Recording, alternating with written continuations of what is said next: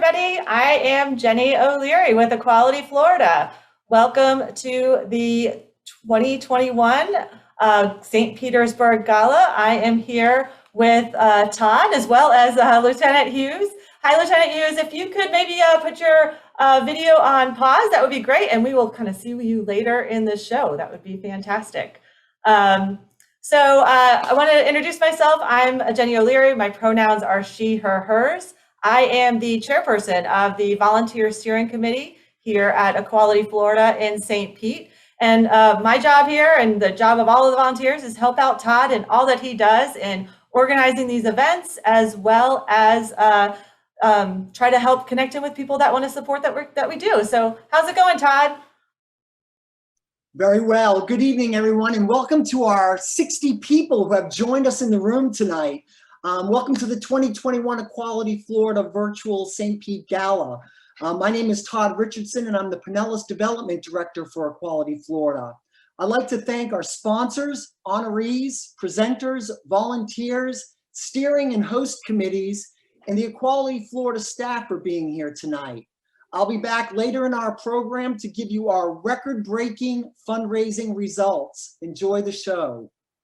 And I want to kick things off officially. As you can see, actually, I've got my air traffic controller headset on, which means I will be behind the scenes most of the show, trying to click things and keep things running on schedule. But you'll also notice that this isn't maybe a normal Zoom meeting that you're used to. It's a webinar. So unfortunately, I can't see all of your fabulous faces, but you can see my little bow tie here. But feel free to talk in the chat. Also, if you can go ahead and ask Q&A questions, that would be great as well. But other than that, we'll be kind of controlling the videos and the things that you see here. So without further ado, I want to kick things off officially and introduce our Master of Ceremonies. You probably have seen him around on many of the stages in Tampa Bay, whether it's at Free Fall or the St. Petersburg Opera and all variety of formats. He's a lovely performer, and I'm so honored that he's here tonight and kind of keeping things on track and being our host of the night. It is the one and the only Matthew Mcgee. Oh, Jenny, I'm so thrilled to be here. I can't believe it. I'm here safe in my glamour bunker in Pinellas County. Isn't that wonderful? Look at that. I even used one of my caftans to make a backdrop tonight. Lovely, lovely. Good to see you. You know, Jenny, you look terrific in your tuxedo as well. I think it's a great look. I am wearing a tuxedo tonight, but underneath I have on a large ball gown, much like Billy Porter at the Academy Awards, because it's a huge night tonight, right? It's a very special night. It's very important, and also allows some air breathing. So it does a little bit. It really does. And I'm looking at the chat right now, and so many people are saying hello. I'm very happy to be here. You know what it reminds me of is that I think soon we'll all be able to get together in the same room once again. So we see some light at the end of the tunnel. So it is nice to see people. Sue Myers thinks we're all looking so elegant, and everyone is happy to be here. So I'm thrilled as well. Welcome everyone to the Equality Florida St. Pete Gala. I'm super thrilled to be the host. As Jenny said, I performed all over Tampa Bay, and of course, I call it all over the Sun Coast, also at the Oslo Rep and other places. But I'm always excited when Equality Florida asks me to be a part of something like this. It's always a big thrill. So up first, I want to give, I see Cindy Stovall. Hello, everyone. So everyone's still saying hello, which I love. I want to tell you a little bit about what our evening is all about today. We are honoring champions for equality, which is a lot of fun. We have the Edie Windsor Lifetime Achievement Award, which of course is for Terence Mcnally and Tom Kurtahi. Voice for Equality, Lieutenant Marcus Hughes, and the Equality Means Business honoree, Connie Lancaster. So a wonderful group of people that we will see more of later this evening. So I'm super excited to be here, thrilled about this honor, and I think we have a great video to start everything. Isn't that right, Jenny? It is, and I will be getting that going in just 1 second, and we are off. The most important election of our lifetimes is now behind us. President-elect Joe Biden and Vice President-elect Kamala Harris, the most pro-LGBTQ ticket to ever seek the presidency, made history, securing more votes than any previous candidates and shattering the glass ceiling for women and people of color. This election cycle was a breakthrough for mobilizing LGBTQ voters and our allies in Florida. Equality Florida launched the largest, most ambitious voter mobilization campaign in our organization's history. investing more than $1.5 million to get out our vote. We expanded our field team and built an army of more than 400 hardworking volunteers. Together, we turned out more than 1 million pro-equality voters in Florida, and I'm especially proud that by the eve of Election Day, we had convinced 110,000 pro-equality voters who didn't vote in the 2016 election to cast an early ballot. Now, in a state where a U.S. Senator was elected by a margin of fewer than 10,000 votes, and the governor's race was decided by less than 30,000, we know our community can decide the outcome of races up and down the ballot. Florida was also part of the national rainbow wave as 12 openly LGBTQ candidates won their elections. We celebrated historic victories. Florida Senator-elect Chevron Jones and Florida Representative-elect Michelle Rayner became Florida's first elected Black LGBTQ state legislators. But elections are never the finish line, and we can't take our foot off the gas now. We face deep challenges in Florida and nationwide. An avalanche of anti-LGBTQ judges now occupy lifetime appointments. Our nation is deeply divided and hate violence has spiked. But we see reasons for optimism too. Young voters whose attitudes are strongly supportive of equality doubled their turnout from just 4 years ago. And new polling shows that 70% of Americans, an all-time high, favor marriage equality, and 83% favor laws banning anti-LGBTQ discrimination. And we all must remain committed to the longer work of rebuilding America into a country that lives up to the words, with liberty and justice for all.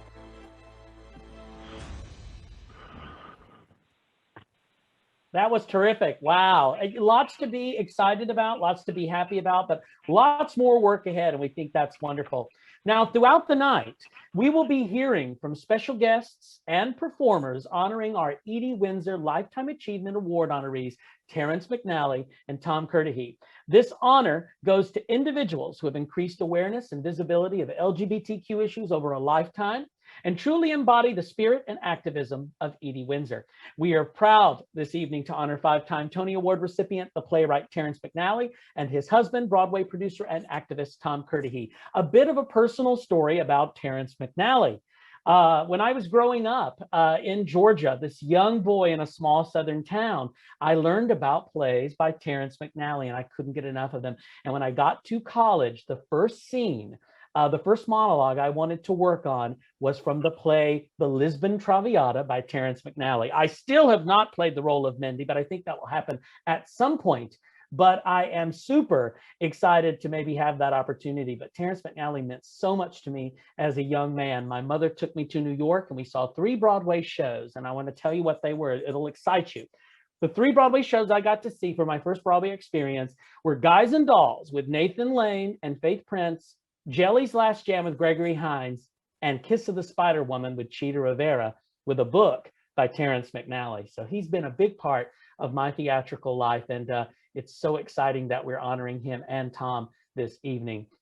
Now, up first, we have some great performances. It's really exciting to be on this show with so many wonderful people. It really does feel like one of those big award shows these days, if we even did those anymore. But up first, we have a terrific performance from a 6-time Tony Award winner, 2-time Grammy Award winner, and an Emmy Award winner. And I'm telling you, if she gets an Oscar, she'll be what they call an EGOT, right? She should, I'm sure it's in the cards for this wonderfully talented lady, Audra Mcdonald. She is unparalleled in the breadth and versatility of her artistry as both a singer and an actor. Her Tony Awards for her roles in Carousel, Masterclass, Ragtime, A Raisin in the Sun, Porgy and Bess, and Lady Day at Emerson's Bar and Grill in 2000 are great Tony Award-winning shows for her. In 2015, she was named one of Time Magazine's 100 most influential people and received a National Medal of Arts, America's highest honor for achievement in the field, from President Barack Obama.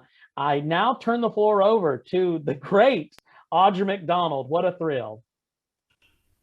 Hello, hi, I'm Audra Mcdonald, and I just wanted to take a moment to say congratulations to my dear friend, Tom Kurtahi, on this great and well-deserved honor. And also, of course, to his late husband, the love of Tom's life, and someone that I loved so very much, Mr. Terence Mcnally.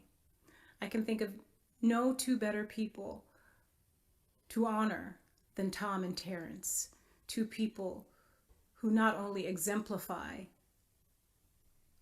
what great love looks like, but two people who have fought tirelessly their entire lives to secure the rights and the dignity and just the respect for the LGBTQIA community than Tom and Terence. Their love was great.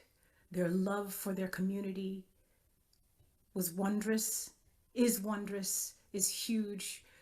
Their advocacy for their community, the way they fight for equal justice for all and equal rights for all, is something that has inspired me in the many years that I have known them. Tom, I love you dearly. Terence, I love and miss you so much. And I want to sing this little ditty, just a part of a ditty, for the two of you. Now that I have found you, I must hang around you. Though you may refuse me, you will never lose me. If the human race is full of happy faces, it's because they all love the wondrous thing they call love. He loves and she loves, and they love, so why can't you love and I love too? Birds love and bees love and whispering trees love, and that's what we both should do. Oh, I always knew someday you'd come along. We'll make a twosome that just can't go wrong. Hear me.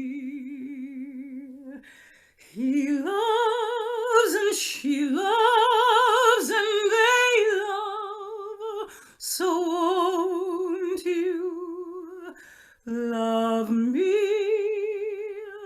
as I love you?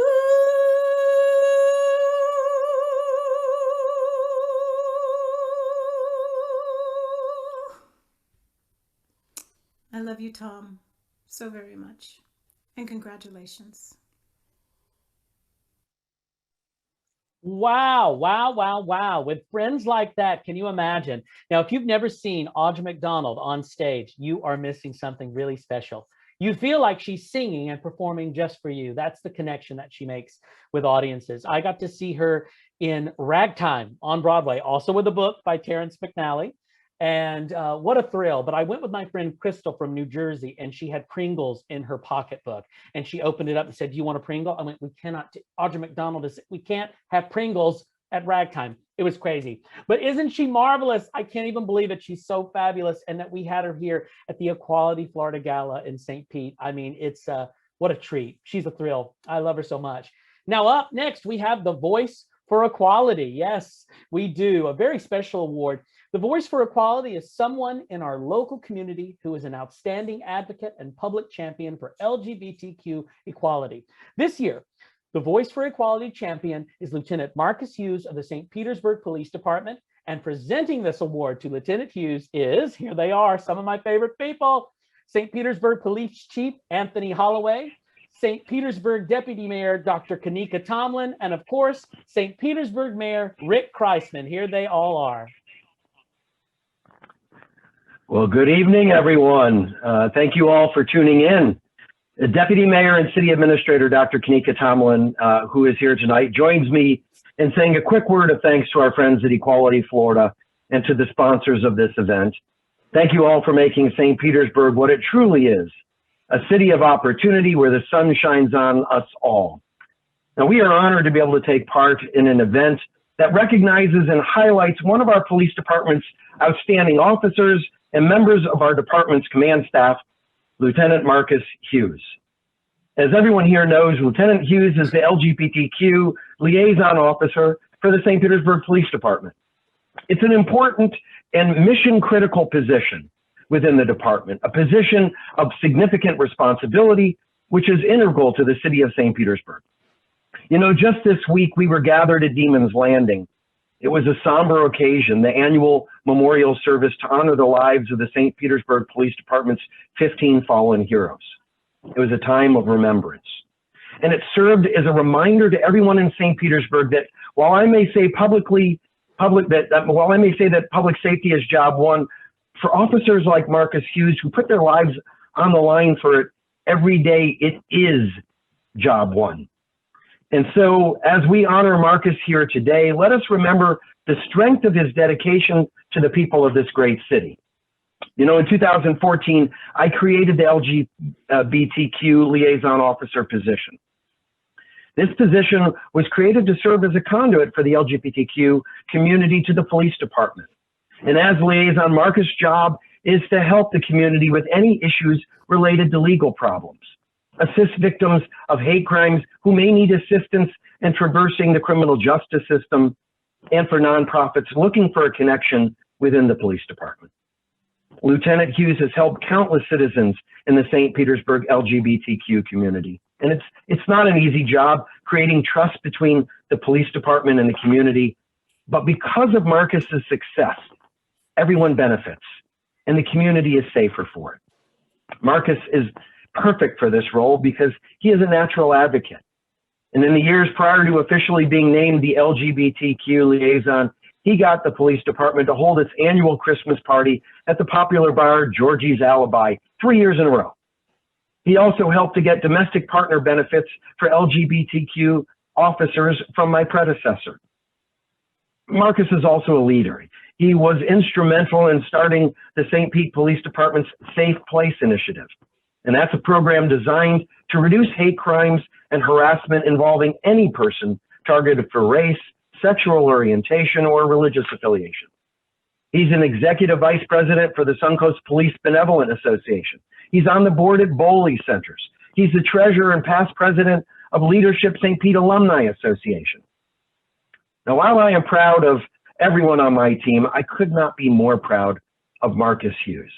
There is no more deserving individual to receive the Voice for Equality Award. I also want to say a big thank you to Marcus's husband, Ben. Marcus couldn't do and can't do what he does without having the support of family, especially his husband. So thank you, Ben, and congratulations to you too, because a part of this recognition is yours. And finally, on a personal note, what an honor it was for me to perform the marriage ceremony for Marcus and Ben. Another reason why I love my job. So once again, congratulations, Marcus, so well deserved. And I know my deputy mayor joins me in saying congratulations. So she's on the road, so I'm going to turn it over to Chief Holloway.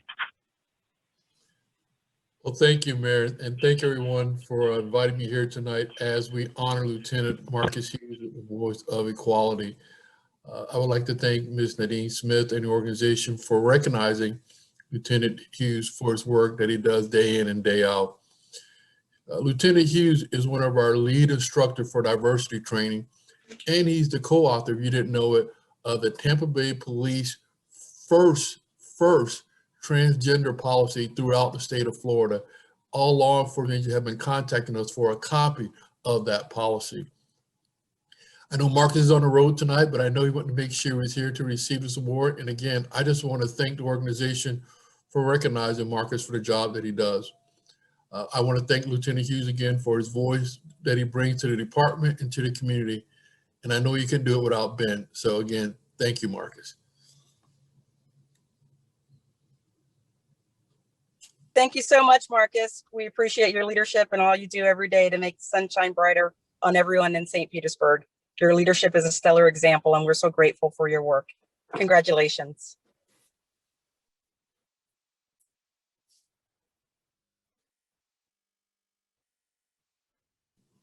Thank you, guys.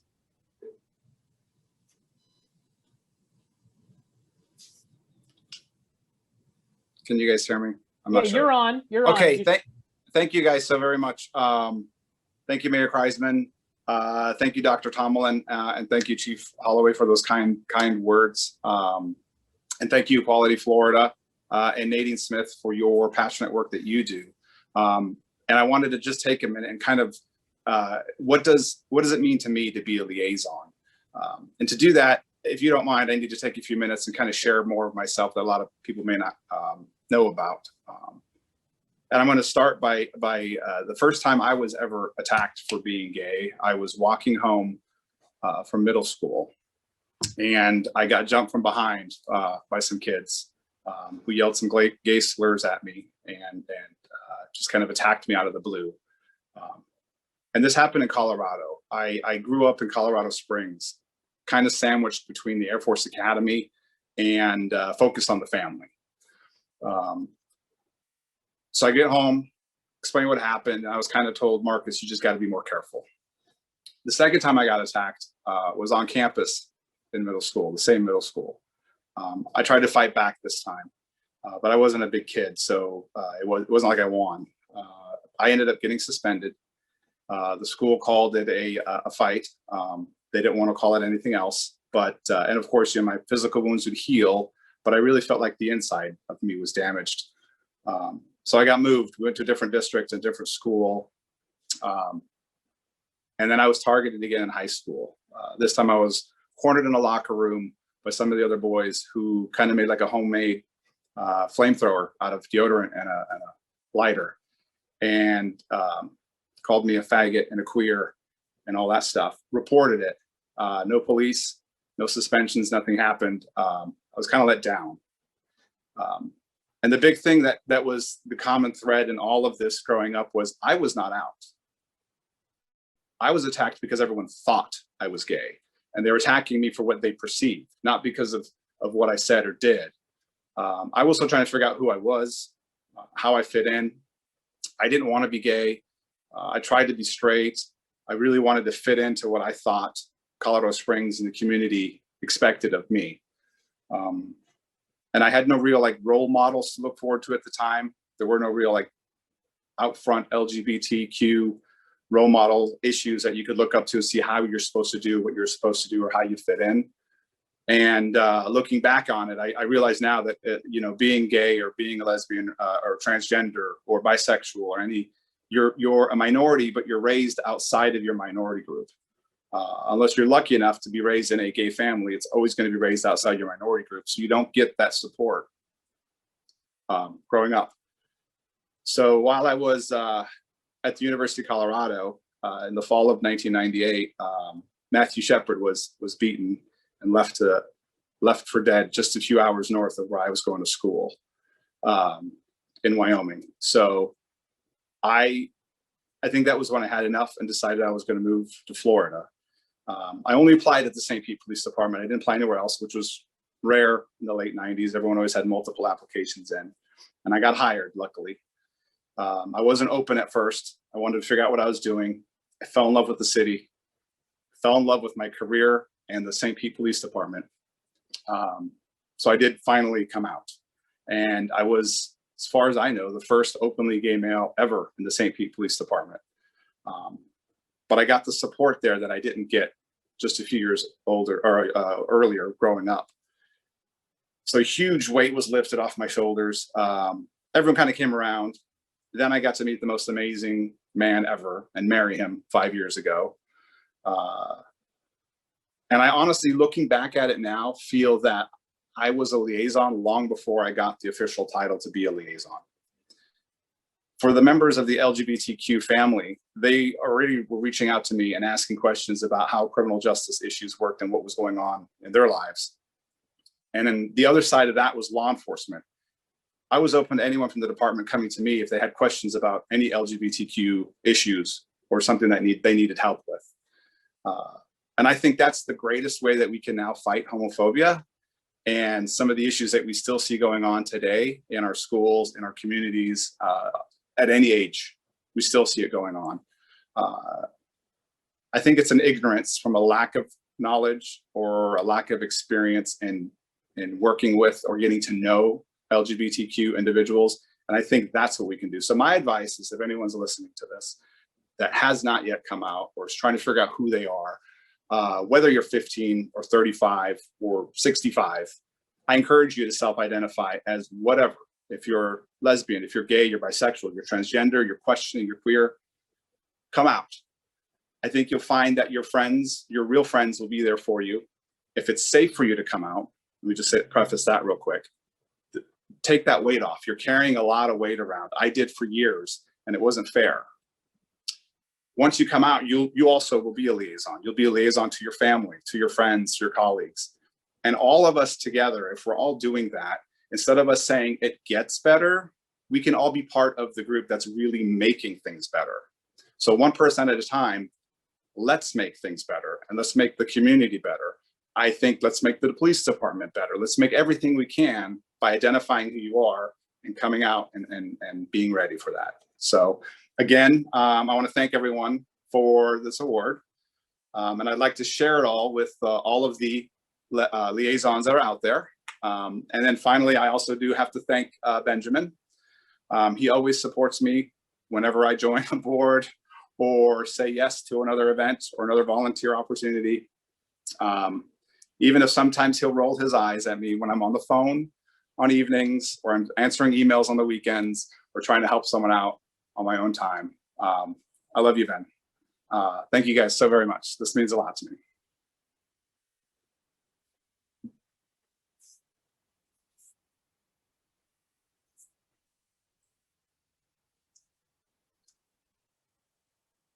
Well, hey, everybody, this is Nadine Smith, Executive Director of Equality Florida. And I just want to start off by adding my congratulations to you, Marcus. You know, it is wonderful to be able to acknowledge you and acknowledge somebody who really embodies what it means to protect and serve. And I hope you get a chance to read through the chats, because there are people showering you with appreciation for not just the job you do, but that you do it with integrity. I also want to take this moment because it's the last opportunity at a gala to acknowledge somebody who has been an absolute stellar champion for equality in St. Petersburg, somebody who has continuously raised the bar on what it means to be an ally. And someone, I'm not sure I've ever worked as hard on a mayoral race as I have to elect and re-elect Mayor Rick Kreisman. And just by way of underscoring how much of a champion he's been, I just want to tell everyone a real quick story. When we were looking to the Kreisman administration to reach that 100% on the Municipal Equality Index, an index that we had been real champions for in getting HRC to take on that task, precisely because even though Tallahassee doesn't always get it right, we had some real champions at the local level, and we were passing ordinances. And I remember making an appointment, going to Mayor Kreisman's office and talking to him about the remaining issues on that checklist. And we got to the part, I think it was around insurance, and maybe it was paternal leave. It was about, you know, making your family, and there was hesitation, and the mayor said something that sounded like it was going to take a little bit longer. And I thought, oh no, you can't do this to us. And as I cleared my throat for what I'm sure was going to be a very impassioned speech, it turned out he was saying, yeah, they're not asking for enough. We need to be talking about IVF. We need to be talking about, you know, all of these things that hadn't been part of it. And, you know, he wasn't trying to slow us down. He was trying to make sure that all of the different ways we create our families were included. So Mayor Kreisman, it has been a privilege to work with you so closely through these years. It is with some sadness that this is your last gala with us as mayor, but you know, your leadership is reflected throughout this city, and first and foremost as a champion for equality. So while we have honored you in the past, we just wanted to make sure we didn't let this occasion pass without noting how important you've been to us. So thank you very much. Thank you for those kind words. They're incredibly meaningful, and it's just been an honor. And I just hope that we've created policies and things like putting the flag up for Pride Month that will be impossible for whoever comes after me to undo. They're here. Well, we'll make sure we hold them to that high standard. And speaking about holding people to high standards, I also have the task of giving you the state of the state in Florida right now. And it's the best of times and the worst of times. And obviously I'm going to get to the wild ride that has been Tallahassee. You know, legislative session, they rightfully call it the 60 most dangerous days of the year. But before we talk about that, I want to remind everybody about the very beginning of this year and the huge victory that we need to make sure everyone fully understands. And the reason for one of the people we are honoring tonight who stands at the center of that victory. So here's the thing I want to convey to everybody. No matter where you live in the state of Florida, you're protected from discrimination based on sexual orientation and gender identity, just like anyone else. Let me say it again. No matter where you live, you are protected from discrimination based on sexual orientation and gender identity in employment, housing, and public accommodations. If you experience discrimination in that way, you can seek justice under Florida's civil rights laws, period. And the reason I underscore it, it's because it's hard sometimes to fully absorb that a goal we've been seeking for decades has finally been achieved. And that disbelief may make our community less likely to seek justice under those civil rights protections. So we're going to be doing a huge education campaign to make sure it sinks in, not just in the big cities where we've been successful in passing human rights ordinances over the years, but in the places that perhaps need them the most, up in the Panhandle where I grew up. And it's also important for us to remember how we got here, how we got these protections and why these protections are as solid as they are. So folks probably remember back in June last year, the US Supreme Court issued a ruling in the matter of Bostock versus Clayton County, Georgia. And that decision actually resolved separate cases, all of them involving somebody who was fired as an employee shortly after they revealed their gender identity or their sexual orientation. So Gerald Bostock was actually fired for conduct unbecoming of an employee after joining a gay softball league. And Amy Stevens revealed that she would live and work full-time as a woman to her employer, and was fired for being transgender.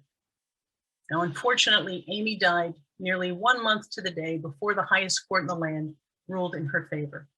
And it was a really strong ruling. It was a 6-3 decision by the Supreme Court that made it clear that sex discrimination equals gender identity and sexual orientation discrimination.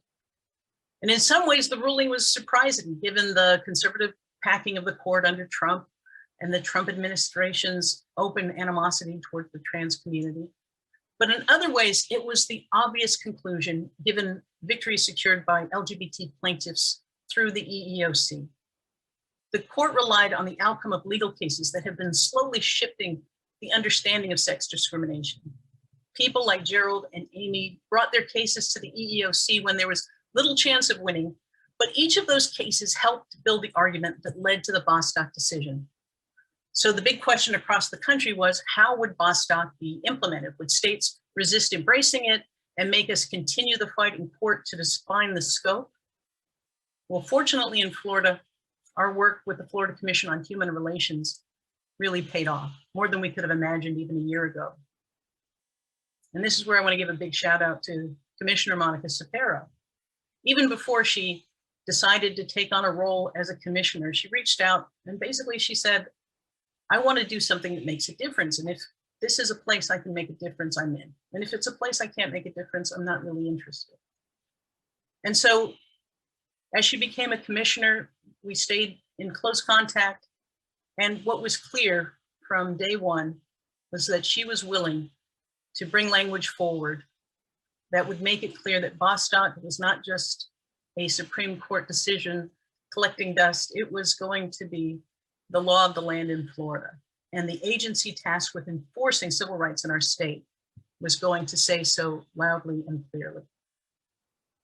Now, there's still work to do at the federal level to expand civil rights protections for all. And we're part of that nationwide coalition pushing for the Equality Act. But I really want to make sure everyone understands the huge victory that now protects everyone who lives, works, and visits our state.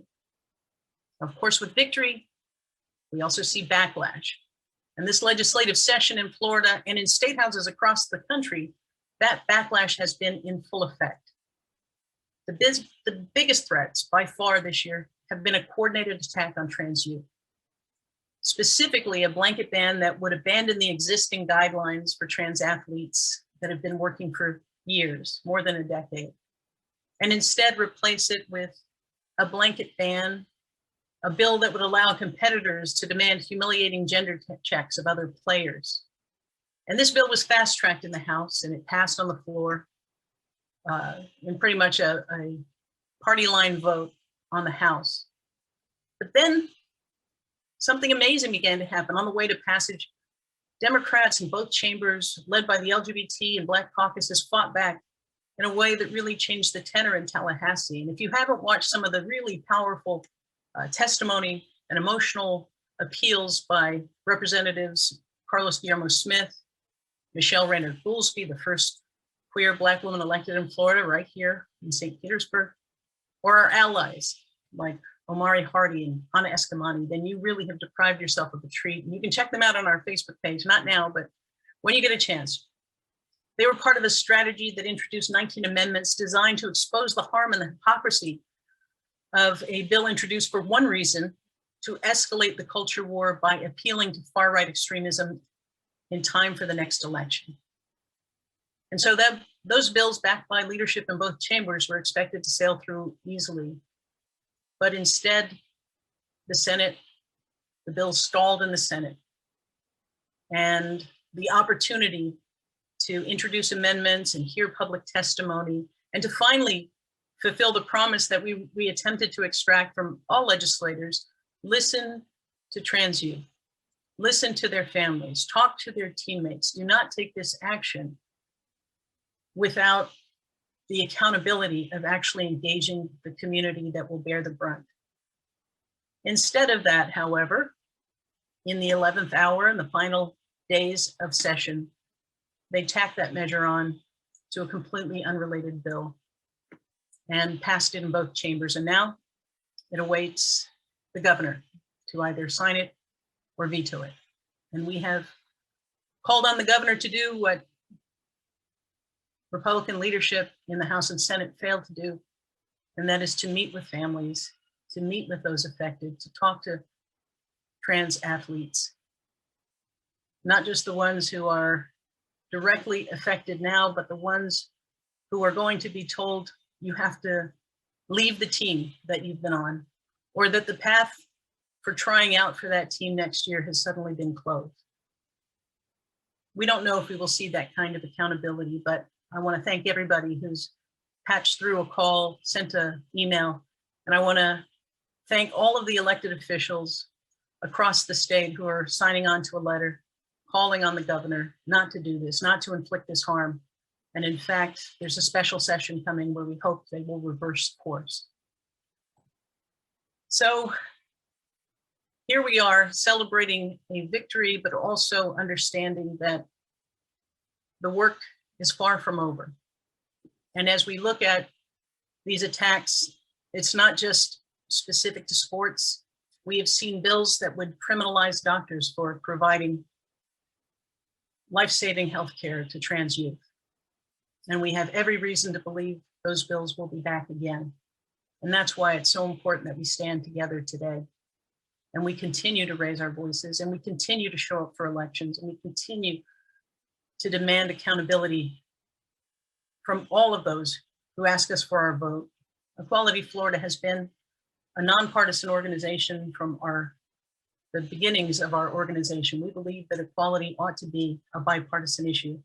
But I have to tell you, the most chilling thing about Tallahassee right now is the fact that the moderates, the most moderate voices in the Republican Party that we counted on to be something of an emergency brake against the most extreme elements in their party. We've watched them totally capitulate this year to extremism, not just failing to do anything to stop it from passing, but actually cheering these measures forward. So accountability, there's an election coming, and we have to demonstrate that we don't just show up during legislative session to oppose these bad things, but we show up at the ballot box to let you know we remember what you did up there in Tallahassee that hurt us, hurt our community, especially when you come after our young people. So here we are at a time of progress and backlash. And I think it's really important to thank each of you for being part of Equality Florida. Our victories are only possible because you invest your time, your talent, and your treasure. And I hope you know that what we do here in Florida ripples out across the country. How we talked about the trans ban, how we fought back, became a big part of how the nation understood what those bans were about. But I also want to leave you with one example that I hope fills you with pride and hope as well as much as it has me. And it came right after the election, when word came down that there would be a runoff election in Georgia to decide the outcome of 2 Senate seats. We immediately reached out to our friends at Georgia Equality. We had just executed a statewide voter mobilization campaign that had swept some of the worst anti-LGBT candidates out of office and secured victories for our champions. And we wanted to offer our colleagues any support they needed.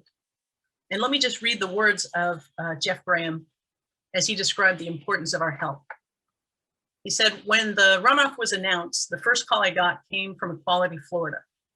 They shared their blueprint for voter turnout. They offered their volunteers and immediately enlisted their donors to support us. Most of all, they told us to dream bigger, and we did. We worked with coalitions of local leaders, rallied volunteers, and in just 8 weeks, we raised nearly $1 million. These resources allowed us to turn out over 850,000 pro-equality voters in the end. Florida will always be a bellwether state. We are the 3rd most populous state in the country and the 17th largest economy in the world. What we do here matters, and I'm grateful every day that I get to work with an amazing, dedicated staff and team of volunteers. And I'm thrilled that we get to take a moment each year to acknowledge our Voice for Equality honorees. And I know nothing we have achieved would be possible if each of you did not share that vision of a state better than it was the day before, a welcoming and inclusive place for all to live, work, and visit. From the bottom of my heart, thank you. Hi, St. Pete. I'm Congressman Charlie Crist. I want to recognize Equality Florida and our wonderful St. Petersburg and Pinellas County and our elected officials for you doing everything you can to make St. Pete a welcoming city for all. In St. Pete, we don't just tolerate diversity, we actually celebrate it. But as long as state legislators continue to pass discriminatory anti-trans laws across our country, we see that's not true everywhere. And it's hurting the most vulnerable among us, transgender children and their families. Right here in the Sunshine State, Governor DeSantis is about to sign an anti-trans law that would prohibit them from participating in sports. These actions are already having worldwide consequences. According to a recent survey from the Trevor Project, more than 3/4 of trans youth reported heightened anxiety as a result of these attacks. These numbers are shocking, but they're not surprising. These bills are harming our families, subjecting young children to discrimination. These bills are not just anti-trans, they're anti-child, they're anti-family, and we need to fight to protect our children, full stop. So thank you, Equality Florida, for leading the way as you always have. God bless you, and God bless our children and our Florida. Thank you so much. Always great to hear from Nadine Smith and, of course, our representative Charlie Crist. More entertainment this evening, which is fantastic. Earlier in the show, I got to talk to you all about the work of Tom Kurtahi, who is a producer on Broadway as well. And up next, we have a terrific performance from Aeneas Mitchell, who is a Tony Award winner, and she is the creator of Hadestown. Hadestown is an amazing musical. I can't wait till Broadway reopens and we get to see that. But Aeneas Mitchell is a Vermont and Brooklyn-based singer-songwriter and the Tony Award-winning creator of the Broadway musical Hadestown, dubbed by NPR as one of the greatest songwriters of her generation. Mitchell comes from the world of narrative folk song, poetry, and balladry. Now, if you can't get to New York to see Hadestown, I am absolutely sure we'll do this remarkable musical at Free Fall Theater. But until then, here's a great moment, a great song that from one of her new albums, I'm told, Aeneas Mitchell. Hi, everyone. I'm Aeneas Mitchell. I know Tom Kurtahi because he's one of the lead producers of a musical called Hadestown, which I am the writer of. And so I met Tom a few years ago and was right away struck by and have continued to be struck by the soulfulness and love with which he conducts his life and his business. And I didn't know Terence as well as Tom, but I got that same feeling from him, that soulful quality, and of course his contribution creatively speaks for itself and will live on forever. Tom and Terence, your love was and is an inspiration to me. Your commitment to each other. I couldn't think of two more worthy recipients of a party and an honoring gala, if that's what this is. I love you, Tom. It's really amazing because honoring Tom and Terence tonight has also brought out some really great theater artists to perform for you this evening. So I'm also super honored to be asked to be the host as well.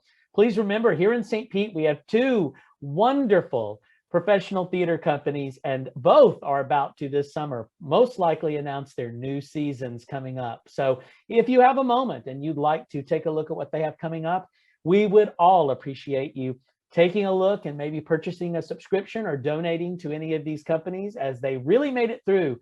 It's been a unique year, but we've made it through, and we'll be back soon inside in the theater, and we're looking forward to that. So know that when these theaters open up, they really will need your support. Up next, we have a great award, the Equality Means Business Award.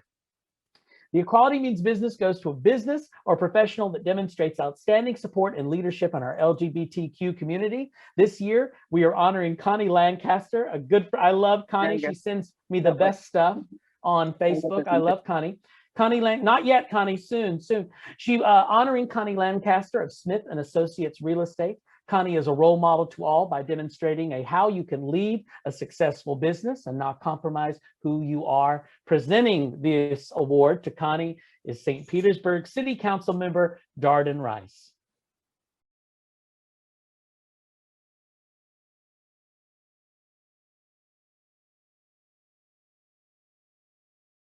Unmute. Start my video. Hi, good evening. Congratulations to Smith & Associates Realtor Connie Lancaster for being recognized tonight as the recipient of Equality Florida's Equality Means Business Award. Connie was nominated for this award by a group of her peers for being a role model in the real estate industry. Over many years, Connie's dedication and passion for finding people's homes and helping to build our community makes her most deserving of this award. I can remember a time back in the day when Tampa had the gay bars, but St. Pete had the gayborhoods, and we still do. In fact, I think our whole city is a gayborhood. Connie isn't just about selling houses. She's about building community. And strong neighborhoods and strong cities don't just happen by accident. Our gay-friendly, diverse city has people like Connie Lancaster.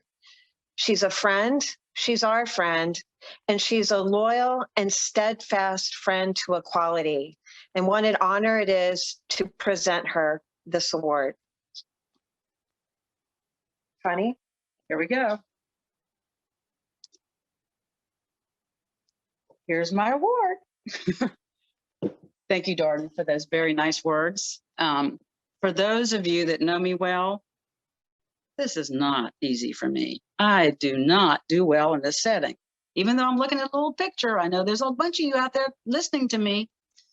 But anyway, I want you all to sit back, relax, go get a drink, because normally I would not talk but a short while, but tonight's going to be different. I've got a list of about 500 of my closest friends that I would like to thank. Not. Seriously, I am very grateful. I am humbled by this award being recognized by Equality Florida. I can thank all this community for supporting me in real estate, as well as my previous career in the auto industry. Without this community, I would have never been able to do it. And I could go on, but it's going to be short and sweet, like you all know. Jenny, you'll be happy. None of this would be possible without the community that has supported me. And none of this would be possible without Nadine Smith and Stratton Politzer for making this happen. So I thank Equality Florida. I thank my friends and straight and gay that have supported me in my careers. Thank you very much. That's it. Connie, you were terrific. Thank you. You were terrific. You were funnier than me tonight, and I'm the MC, so who knew? You got more laughs than I did tonight. You know something, Connie, we all love you. Up next, we have the Edie Windsor Lifetime Achievement Award. I'll let you know again what that is. The Edie Windsor Lifetime Achievement Award goes to individuals who have increased awareness and visibility of LGBTQ issues over a lifetime and truly embody the spirit and activism of Edie Windsor. And to present this award tonight, we have Robbie Kaplan. Robbie is most known for successfully arguing before the United States Supreme Court on behalf of Edie Windsor in the landmark marriage equality case United States versus Windsor. She is the founding partner of the law firm Kaplan, Hecker, and Fink. Okay, I'll do this again. Of the law firm Kaplan, Hecker, and Fink. In 2020, she was recognized as Attorney of the Year from the New York State Bar Association and has received numerous awards for her groundbreaking work. She is the co-founder of the Time's Up Legal Defense Fund. Robbie, are you out there to present this great award to Tom? Are you there? I'm sure you're there, Robbie. I'm here. I love it. Can folks see me? Yes. Okay, great. My wife, Rachel, who's here with me tonight, and I first met Tom Kurtahi at an event in support of the New York City LGBT Center right before Tom joined its board. What we most remember about that day on board a beautiful boat under sunny blue skies was meeting this amazing man who was in the process of shifting from being a public interest lawyer working on the rights of people with HIV and AIDS to producing theater. Someone who had an effervescent spirit, an incredible laugh, and even an amazing grasp of feminism and gender issues. That and the tiny little ice cream cones that were served for dessert stick out in our minds. It was an auspicious start to a wonderful friendship. And we soon realized that we had in fact met Tom years earlier when he had organized an incredible event with a jazz band and dancing on behalf of the Gay and Lesbian East End organization. That is the organization where Tom met and worked with the late great Edie Windsor, who years later became my client. Perhaps you are beginning to see a theme here. Throughout the course of our friendship with Tom, he has always been working to forge a web of connections, supporting the LGBTQ community, and always in a way that was both beautiful and joyous, that does good while lifting the spirit. Through Tom, of course, we met Terence, someone we already knew of course, as an extraordinary playwright and an LGBT advocate himself. We would come to know Terence well, his own considerable charm, his eviscerating wit, and his absolute adoration of and respect for the man on with us tonight who would become his husband. We were lucky enough to travel to Las Vegas with Tom and Terence to celebrate one of my birthdays, with a plan to watch an iconic show being performed by a star who was one of my childhood idols. The performer, who was hoping that Terence would write a play for them, made sure that Terence had excellent seats and an invitation to visit backstage after the show. We were eventually brought down to this mammoth green room, trailing a group of young women who ignored us, while Terence joked, "I guess we're the C crowd tonight." After being made to wait for about 45 minutes, Terence had had quite enough, and when the performer finally showed up to visit with us after spending some time with the other group first, Terence blatantly broke gay law and turned down an invitation to go with the performer to watch Kathy Griffin's show that night, noting that instead we had to make our dinner reservation, a scandalous announcement that was worth its weight in cocktail party chatter for years to come. As the story indicates, Terence was funny and always game for an adventure, an infinitely interested and therefore infinitely interesting person. He enjoyed life immensely, its pleasure and its vagaries, I think in part because he was able to look so unflinchingly and yet emphatically at its sorrows and pain. Terence always had a tremendous sense of self, but not the kind of self that many famous people construct, the public-facing self. He was who he was with everyone, a kind of egalitarianism that sadly seems almost radical today. Whenever we had a major life event, whether it was coming to Washington to watch my argument at the Supreme Court in Edie Windsor's case, or coming to dance 2 summers ago at our son's bar mitzvah, Terence showed up. He did so because that's who he was. As a person and as a friend, he was present. And it was that ability to be present, to observe and to observe and to engage, which enabled him to keep creating such rich and important art until the very end of his life. While groups like Equality Florida or Lambda or ACT UP surely played a crucial role in the path toward equality under the law for gay men and lesbians, something that you heard a lot about earlier tonight, and are now working tirelessly to do the same thing for the trans community. The truth is that no laws could have been passed and no court cases could have been won without a fundamental change to American culture that needed to happen first. In other words, Edie and I were able to win our case at the Supreme Court only because by 2013, every single justice on the court, and yes, that includes Justice Scalia, understood that the lives and loves of gay people were no different than their own. And for that reason, gay people deserved equal dignity under the law. And what created that enormous sea change and moral understanding? It was the work of people like Terence and Tom, with Terence writing play after play after play, well before any other person had the courage to do so, revealing the lives of LGBT people for the American public to see and understand. And Tom first working as a public interest lawyer, fighting HIV/AIDS, and then producing great plays himself, helping not only to safeguard Terence's legacy, but also encouraging young playwrights like Matthew Lopez, who wrote the award-winning play The Inheritance, to further expand on Terence's legacy in this generation and the next. As Terence, otherwise known as Maria Callas, stated in the great play Masterclass, what we do matters. It sure does. What Terence and Tom together, and now Tom on his own, do every single day matters. To borrow Terence's own words from his 2019 speech at the Tony Awards, accepting a Lifetime Achievement Award, I love it when I know something I wrote softened the hearts of parents who had banished their son and daughter from their home when they came out to them as gay. I love it when I remember the artists who tried to help us understand the devastation of AIDS, even when they were stricken by it themselves. I love it when I remember theater changes hearts, that secret place where we all truly live. That's exactly what Terence and Tom did. They changed hearts. That's why it's hard to imagine anyone on this planet more deserving of this award than Terence and Tom. It was people like Terence and Tom who paved the way for others, like Equality Florida, to change minds and help to keep bending the curve or the arc of the moral universe toward justice. We love you.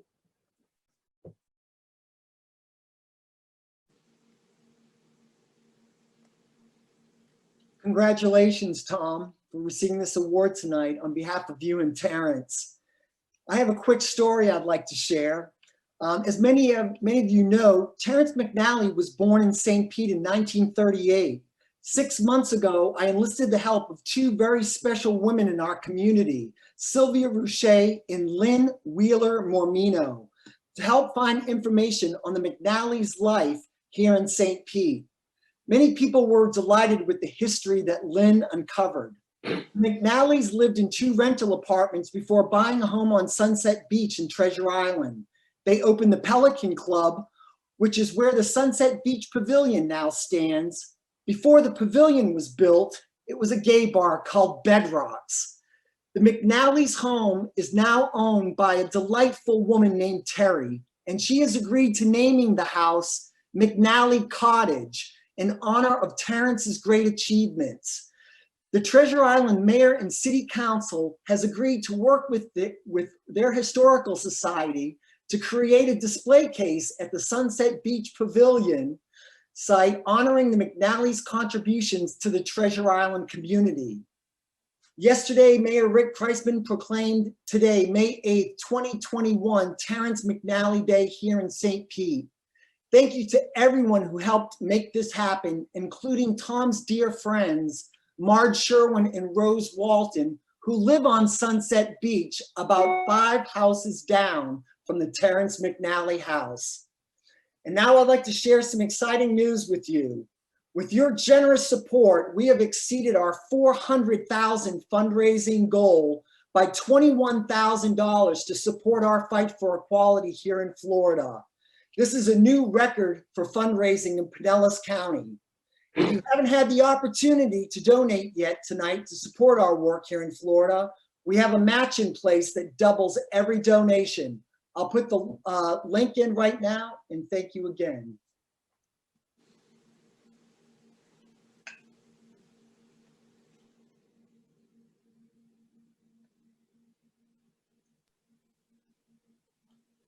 Thank you, Todd. I want to thank Robbie Kaplan for her beautiful words. I haven't spoken publicly about Terence much since he passed on March 24th of last year. Tonight is truly overwhelming. Robbie, I want to say there's a reason you prevailed at the Supreme Court, and following you with with a speech is really tough. Terence loved you with all of his heart. He loved spending time in your home with you and Rachel and Jacob, and watching your beautiful family grow was a great privilege for us. I'm right now in the home of Rose Walton and Marge Sherwin, and to say that they are great champions of equality and dear friends and heroes of mine is an understatement. I want to thank Nadine and Todd and everyone at Equality Florida for their tireless efforts on behalf of the entire community. I really want to say thank you to some of the greatest artists on the planet and some of my favorite people. The extraordinary Audra Mcdonald, the incredible Aeneas Mitchell, and the astonishing Joyce Dionato, who will be singing for you after I speak. To know that these great artists are friends is humbling, and it's a joy to share this time with them and to help them tell stories so that we can change hearts and minds. I want to talk a little bit about Edie Windsor, the great Edie Windsor, who changed the world with her courage. I met Edie in 2001 when I became co-chair of EGO, an LGBTQ organization on the East End of Long Island. It was love at first sight for me. She was one of the most dazzling people I'd ever met. And I I knew that she was someone who, by living her life, had changed the world. And Edie was fearless and funny and sexy and kind and ribald and determined and incredibly intelligent.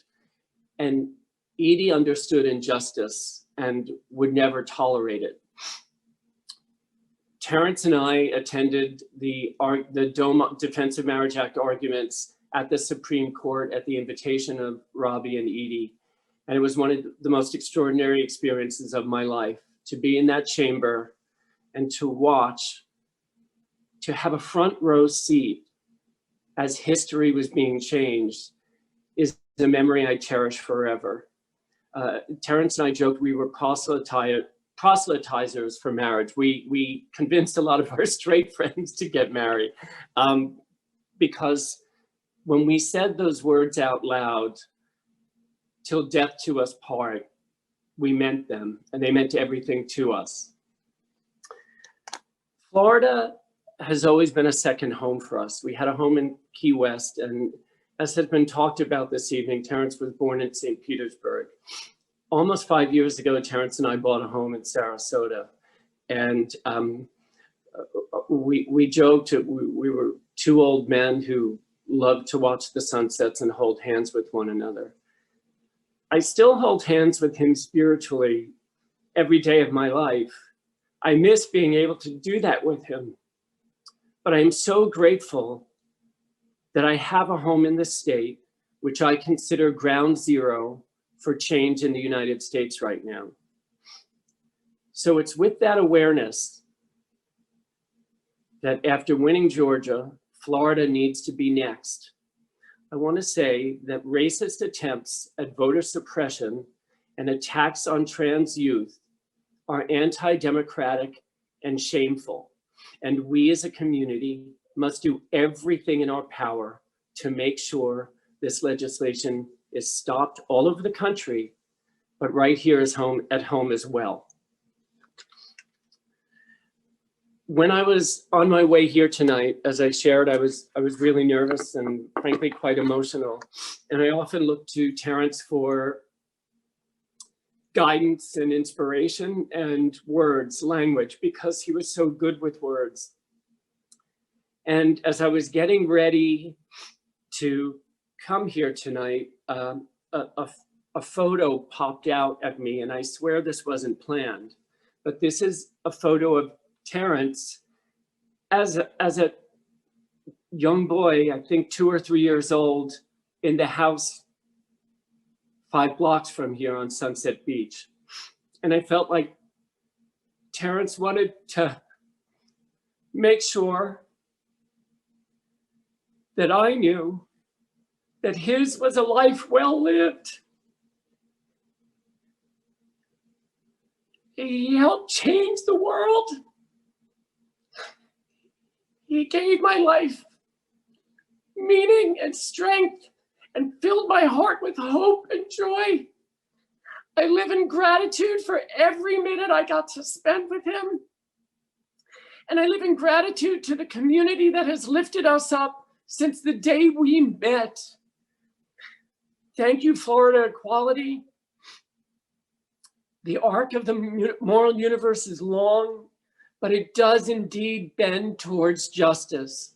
We need to continue to donate, to agitate, to protest, and to love, to change the world with the truth of our love.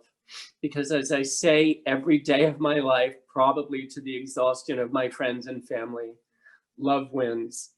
Thank you, everybody. It's a true honor to be here tonight. Thank you, Tom. I know we'll all miss Terence very much, you especially. Up next, we do have another friend of yours, the amazing Joyce Dionato, a multi-Grammy Award winner and 2018 Olivier Award winner for Outstanding Achievement in Opera. Joyce has done performances across the globe and is proclaimed perhaps the most potent female singer of her generation by the New Yorker. She has performed with many of the world's leading opera companies and orchestras, and here she is now. Hello, Florida. I'm Joyce Dionato, happened to be a dear friend of Tom Kurtahi and of the late, great Terence Mcnally. I don't need to tell you all how fantastic they are because you're honoring them, as you should. Titans of human beings, examples of how to love valiantly and radically in this world and leave it a better place. I've been asked to sing a little piece and I would be so happy to do it. And I was trying to choose of all the things, what do I choose? Because Terence was the world's biggest opera fan. I was always nervous singing for him. But I wanted to sing a love song because when I think of Tom and Terence, besides their genius and their activism and their humanity, they were lovers. Lovers of life, lovers of each other, lovers of the theater, lovers of equality, and lovers of a world at peace. And what a beautiful thing to celebrate. So this is a French song by Ronaldo Hahn called Ah Cloris. And it's simply stating, ah Cloris, if you love me and you love me well, you make me richer than all the kings in the world. And if heaven should take you for its own, just knowing that you loved me is enough. As Tom always says, love wins. This is A Cloris by Ronaldo Hahn.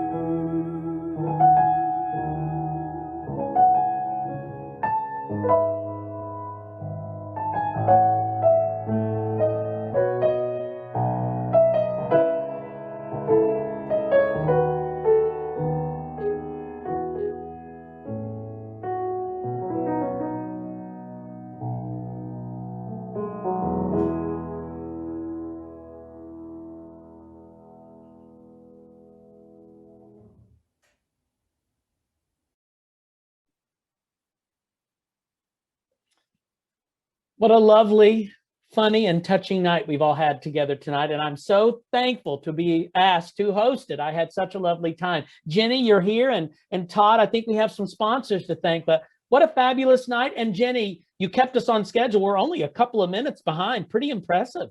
I know a few little glitches, but you know, I feel pretty good. So Jenny, it was a fabulous night. Jenny, I think we were better than the Oscars. I have to say that. So, I mean, come on. I think we did a nice job. Definitely. And I'm just still like in awe of all the guests that we had today. So many amazing stories and so many people. It's still just like, I'm still processing it all as well. So, yeah. And thank you, Todd, for all that you've been doing. So do you want to go through and thank all of the folks that made this possible tonight and for all the work that we do here at Equality Florida? Yes, thank you everyone for being here, and thank you to our sponsors. We're going to run our slides here. Please utilize these companies that support our work here in Florida. We basically have anything that you would be looking for in any kind of business. So please use these businesses that support our work. Show them that you care about them too. And I want to thank everyone, Jenny, Matthew. You're just amazing. Thank you to everyone, our presenters, our sponsors. What a great night. Thank you all so much. A record-breaking year during a global pandemic. Thank you all. And when is our 2022 gala? We are slated for May 7th, 2022 at the Mahaffey Theater, and get your dancing socks on.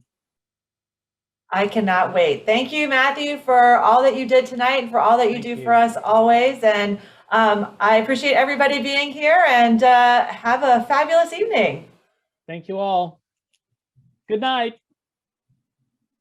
Good night, everybody.